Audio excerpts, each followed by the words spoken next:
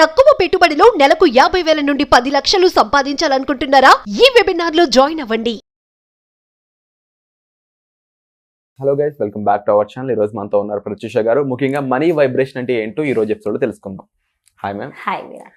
So money vibration దీని గురించి చెప్తారా? మనీ వైబ్రేషన్ ఎప్పుడైతే వైబ్రేషన్స్ అంటే ఐదు ఈ 5 ఇంటర్ప్రిటర్స్ ఉన్నాయి.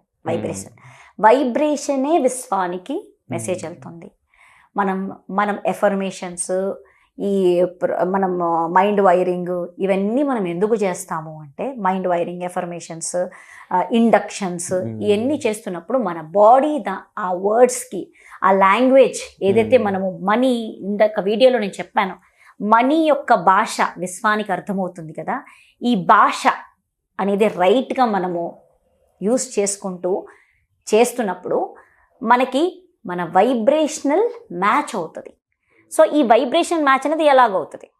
సో ఫస్ట్ ఏంటంటే వైబ్రేషన్స్ అంటే 5 ఇంటర్ప్రిటేషన్. ఓకే, ఇంటర్ప్రిటర్స్ అంటే అర్థం, అంటే విశ్వానికి కనెక్ట్ అయ్యే 5 ఉన్నాయి. 5 వేస్. ఒకటి వచ్చి ఎమోషన్. మనీ అనగానే మనకి ఏ ఎమోషన్ వస్తుంది? ఎమోషన్. ఫీల్ అవుతున్నాం. ఎమోషన్ అనగానే ఒక ఫీలింగ్ వచ్చేది, రైట్? Smell, taste, touch. ఒక ఫర్ ఎగ్జాంపుల్ మనకు ఒక రస్మలై తినాలనిపిస్తుంది, వాటర్. సడన్గా రస్మలైకి ఏమి ఇష్టం? స్వీట్ రస్మలై అనగానే నీకు నోట్లోంచి కొంచెం వాటర్ వస్తుంది.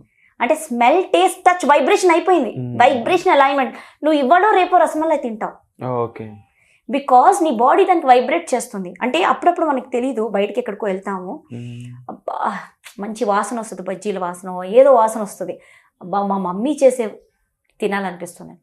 తెలీదు, మీ మమ్మీ ఇంటికి వచ్చి నీకు వంట చేస్తుంది. విత్ ఇన్ ఎ మంతో, విత్ ఇన్ ఎ వీకో నీకు అది మేనిఫెస్ట్ అవుతుంది. మీ మమ్మీ చేసేదే అదే సేమ్ టేస్ట్ నీకు వస్తుంది, నువ్వు తినేస్తావు. నేను చెప్తున్నా కదా, ఇది మేనిఫెస్ట్ అవుతుంది యాక్చువల్లీ, బికాస్ నువ్వు టేస్ట్, టచ్ చేసేసావు. ఆ వైబ్రేషనల్ అలైన్మెంట్ అయిపోయింది అక్కడ, క్విక్గా అయిపోతుంది అది కూడా. సో ఇప్పుడు ఏదైనా ఈ 5 మేనిఫెస్ట్ అవ్వాలంటే ఎమోషన్ ఫస్ట్. ఈ ఎమోషన్కి కనెక్ట్ అవ్వాలంటే ఫస్ట్ జాయ్ఫుల్. మనీ అంటే హ్యాపీనెస్. నువ్వు ఎప్పుడు హ్యాపీగా ఉంటేనే డబ్బు వస్తుంది. ఇది బండ గుర్తు. హ్యాపీగా లేవు అంటే అంతే, మనీని నువ్వు అట్రాక్ట్ చేయలేవు. నీకేదో ప్రాబ్లం, ఏదో బ్లాకేజ్ ఉంది, లేకపోతే నువ్వు యాంగర్లో ఉన్నావు. Anger, sad, fear, judgement, jealousy, comparison ఇవన్నీ పెట్టుకున్నావు అనుకో, మనీకి దూరం. వీళ్ళు ఇంకా ఇందులోనే పడుంటాం. జెలసీ, వాళ్ళు ఇలా వేసుకున్నారు, వీళ్ళు ఇలా వేసుకున్నారు, వాళ్ళు అలా వేసుకున్నారు, ఈవిడ ఇలాంటి చీర కట్టుకుంది అని పొగరో. తనకి చీర కట్టుకుంది, మంచి ఒక 20,000 శారీ కట్టుకుంది, చాలా మంచి బెస్ట్ కాంజీవరం శారీ కట్టుకుంది, బా అనిపిస్తుంది. కానీ సెకండ్ పాయింట్ ఏమంటావు? అబ్బా అన్నావు, you attracted that sari. You just కాష్ నాకు ఇలాంటి శారీ నేను కొనుక్కుంటాను అనిపిస్తుంది, నాకు ఇలాంటి చీర నాకు కావాలనిపిస్తుంది, నాకు ఇలాంటి జ్యువెలరీ వేసుకోవాలనిపిస్తుంది, అబ్బా ఇలాంటి మంచి ఇలాంటి కార్లో నేను ట్రావెల్ చేయాలి, I should own this car, నేను ఇలాంటి కార్ని కొనాలి అనిపిస్తుంది. అబ్బా అన్నప్పుడు ఏంటి? వైబ్రేషన్. నాకు ఇది కావాలి. సో నువ్వు ఎప్పుడైతే అబ్బా అంటావో, విశ్వం దీనికి కనెక్ట్ అయిపోయి నీకు మేనిఫెస్ట్ చేయడానికి మొదలు పెట్టేసింది, ముందుకు వెళ్ళిపోతుంది. కానీ నువ్వే ఏం చేస్తావు? అందుకే ఆవిడకి చాలా పొగరు. అక్కడ ఏం చేస్తుంది? Cut, done, close. నువ్వు ఎప్పుడైతే దాన్ని అడుగుతున్నావో అది మేనిఫెస్ట్ అయిపోతుంది. ఆల్రెడీ విశ్వం చూసుకుంటుంది. నీ వైబ్రేషన్స్ అన్నీ వింటుంది విశ్వం. నేను ఒక స్టోరీ చెప్తాను. ఒక అతను, ఒక వైఫ్, హస్బెండ్ అండ్ వైఫ్ ఉంటారు. ఇప్పుడు హస్బెండ్కి వైఫ్ ఎప్పుడు పొద్దున్న కాఫీ పెట్టదు, అస్సలు పెట్టదు ఆవిడ. సో అతను కాఫీ అంటే ఇష్టం. పొద్దున్నే లేవగానే వైఫ్ కాఫీ పెడితే బాగుండు అని, పొద్దున్న నిద్ర లేవగానే కాఫీ ఇస్తే బాగుండు అనుకుని పేపర్ చదువుతుంటాడు. అబ్బా కాఫీ ఇస్తే బాగుండు. అతని కాఫీ ఆ coffee smell, taste, touch, vibration వచ్చింది. కానీ అంటే అది నెగిటివ్ ఎమోషనే, కానీ వైబ్రేషన్ అయింది. ఇంకోటి, కోపంతో, ఆవేశంతో వేరే వాళ్ళని తిడుతూ తిట్టుకుంటాం కదా, అది కూడా మేనిఫెస్ట్ అయిపోతుంది. ఎందుకంటే వైబ్రేటింగ్, బాడీ వైబ్రేట్ అవుతుంది. Feel, fell, smell, taste, touch. Sometimes ఒకటే చోట కూర్చుని ఏదో ఎవరో మిమ్మల్ని ఇన్సల్ట్ చేసినందుకు వీళ్ళు ఇలా చేశారు, వీళ్ళని ఇలా చేయాలి అని సెల్ఫ్గా మాట్లాడుకుంటూ ఉంటారు. ఇంకా యాంగర్ని రిలీజ్ చేస్తూ ఉంటారు. యాంగర్ని రిలీజ్ చేస్తూ ఉండి ఆ సిచ్యువేషన్ని తలుచుకుంటూ ఉంటే మళ్ళీ ఆ సిచ్యువేషన్ మీకు మేనిఫెస్ట్ అవుతుంది. బికాజ్ వైబ్రేషనల్ అలైన్మెంట్ అయిపోయింది. ఏ ఎమోషన్ అయినా మేనిఫెస్ట్ అవుతుంది. ఆనందమైన ఎమోషన్ మేనిఫెస్ట్ అవుతుందని కాదు, యాంగర్ మేనిఫెస్ట్ అవుతుంది, కోపం మేనిఫెస్ట్ అవుతుంది, కుళ్ళు మేనిఫెస్ట్ అవుతుంది, అన్నీ మేనిఫెస్ట్ అయిపోతాయి. కానీ మనీ అట్రాక్ట్ చేయాలి అంటే నువ్వు హ్యాపీ ఎమోషన్స్లో నుంచే మేనిఫెస్ట్ చేస్తావు. కానీ అప్పుడప్పుడు కోపంగా కూడా మనీని అట్రాక్ట్ చేయొచ్చు. నాకు ఇంత డబ్బులు ఉంటే బాగుండు, నేను ఇంత పెద్ద జాబ్ చేసి ప్రూవ్ చేస్తాను చూడు. ఆవేశంగా అప్పుడప్పుడు మనము కొంతమంది మనల్ని హర్ట్ చేస్తారు. ఫ్యామిలీలోనే మన కజిన్స్, ఫ్యామిలీ మెంబర్స్, ఒక పెద్దవాళ్ళే మనల్ని ఏంటంటే ప్రెజర్ పెడతారు. నువ్వు ఎప్పుడు బాగుపడతావు, ఎప్పుడు ఉద్యోగం తెచ్చుకుంటావు అని అంటారు పెద్దవాళ్ళు. అనగానే మనకేంటి, నేను ఉద్యోగం తెచ్చుకొని చూపిస్తా చూడు వీళ్ళందరినీ క్లాస్. అప్పుడేంటి, నీకు యాంగర్ వచ్చింది, కానీ నువ్వు యాంగర్ ఈ ఎమోషన్లో పాజిటివ్ పెట్టావు, నువ్వు సక్సెస్ అవ్వాలని పెట్టావు. You manifested. నేను ఒకసారి ఫస్ట్ టైం నేను నా బీటెక్ అయిన తర్వాత జాబ్ లేదు. నేను ఒక మా గురువుగారి ప్లేస్కి వెళ్ళాను, సేవ చేశాను. అక్కడ సేవ చేసి అక్కడ ఉండిపోయాను అనమాట. అసలు లైక్ నో డొనేషన్, అక్కడ ఏమి పేమెంట్ ఏమి అక్కర్లే, డబ్బులు ఇవ్వాలి అంతే, మన ఇష్టం, ఇస్తే ఇవ్వాలి అలాగ. సో ఆ రోజు నేను సేవ అంతా చేశాను గుడిలో, ఆశ్రమంలో సేవ చేసుకుని ఏవేవైతే గురు సేవ, ఏవేమైనా పనులు కానీ అవన్నీ సేవ చేస్తూ ఉన్నాను. చేసిన తర్వాత అక్కడ తిన్నాను, అన్నపూర్ణ హాల్లో తిన్నాను, అన్నీ తిన్నాను, అంతా అయిపోయింది. వచ్చేటప్పుడు ఇంక అంతే తాళాలు ఇచ్చి నేను ఉన్నాను ఇన్ని డేస్, ఒక 7 days 8 days ఉండిపోయాను. ఉండి సేవ చేసి వచ్చాను. వచ్చేటప్పుడు నా దగ్గర మనీ లేదు, బికాజ్ జాబ్ చేయట్లేదు.